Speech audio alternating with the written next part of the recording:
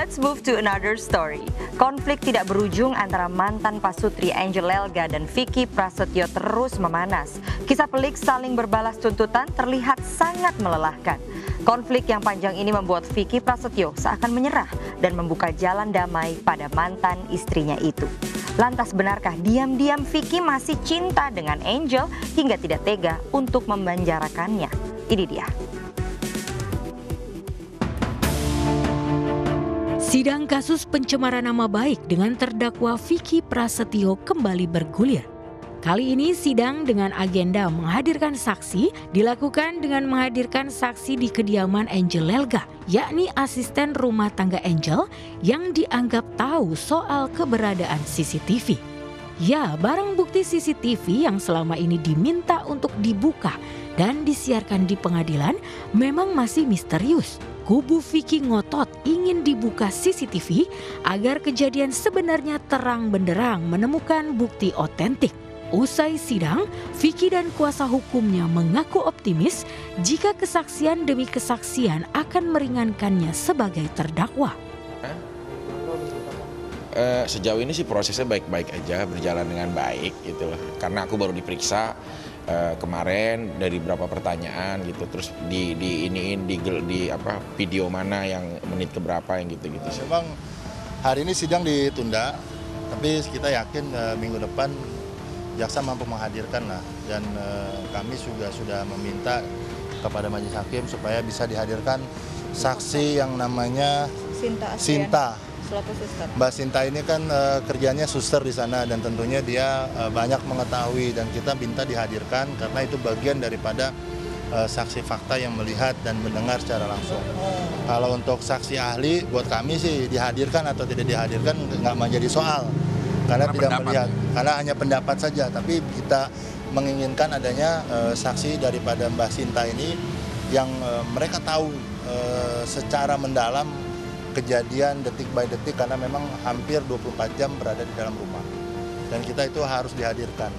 Kami yakin dengan dihadirkannya beliau nantinya mampu mengungkap fakta-fakta yang hari ini masih sumir atau masih terselubung gitu loh, belum terungkap secara mendetail.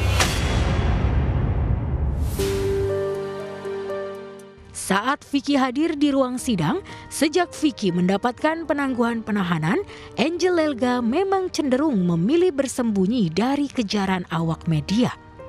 Angel beberapa kali tidak datang, hanya diwakili oleh pengacaranya.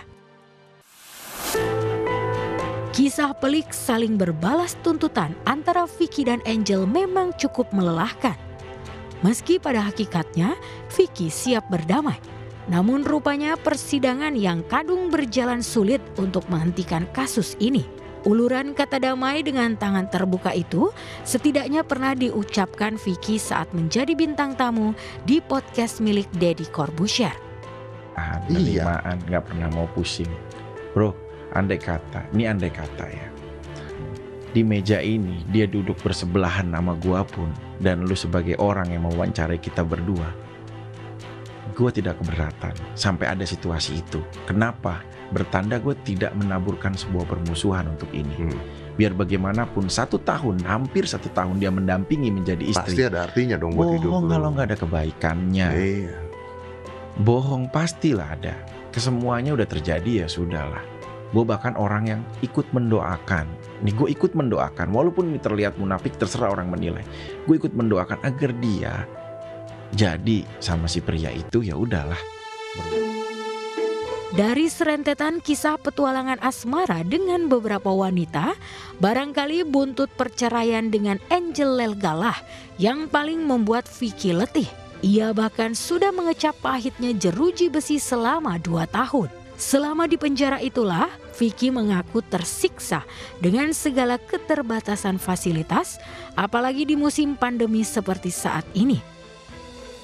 Penjara bukan hal yang menakutkan untuk gue hidup di lingkungan itu. Karena dari sejak remaja gue udah terbiasa hidup di situ. Tapi kan orang semua fase makin dewasa makin lebih baik. Nah di fase ini, fase yang anak-anak udah pada tahu, udah pada ngerti, udah pada gede, dan gue udah banyak memiliki keturunan, itu satu. Kedua, situasinya memang lagi pandemik aja. Jadi, kita nggak ada jengukan, kita nggak ada apa. kita keras. Makanan nggak ada yang nganterin. Buru-buru ada yang nganterin. Nggak boleh untuk ketemu pun. Ternodai kita secara lingkungan.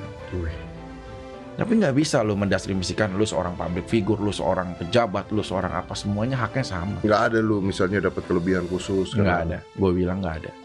Karena di saat itu gue merasakan sama. Gue tidur di matras yang kecil, ya udah sama semuanya.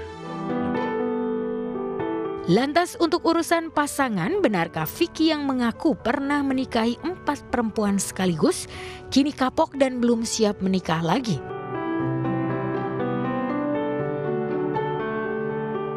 Ya itu mah isu doang, nggak gila itu, nggak bohong itu. Bagi waktunya gimana tuh Pak? Nggak itu, nggak ini kok itu mah apa ya? Kadang-kadang bercanda-bercandaan jadi serius gitu, padahal itu bercanda di talk show doang. Enggak sih, nggak apa-apa, namanya dia tahu kita sendiri, jadi milik siapa aja untuk dijodohin siapa aja.